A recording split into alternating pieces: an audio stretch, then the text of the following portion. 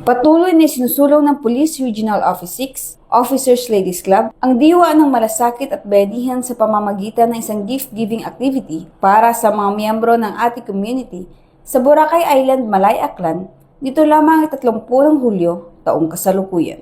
Pinangunahan ni Mrs. Jasmine Tuanyo, Pangulo ng Pro 6 Officers Ladies Club, ang pamamahagi ng gift pack sa 64 na benepisyaryo mula sa komunidad ng Ate sa pangunguna ng kanyang tribal chieftain na si Delsa Justo. Layunin ng programa na maghatid ng tulong at saya sa mga katutubong Ate habang pinagtitibay ang ugnayan ng Philippine National Police at ng indigenous cultural communities sa rehiyon. Naging bahagi rin ng programa ang welcome song ng Ate community, pagpapakilala sa kanilang tribo, mensahe ng mga kinatawa ng programa at isang photo opportunity bilang simbolo ng pagkakaisa at pagtutulungan. Sa pamamagitan ng tagumpay na ito, muling ipinapakita ng Pro-6 ang kanilang patuloy na suporta sa kapakanan ng mga katutubong komunidad at ang pagsulong ng isang mas eksklusibo at magmamalasakit na serbisyo para sa lahat.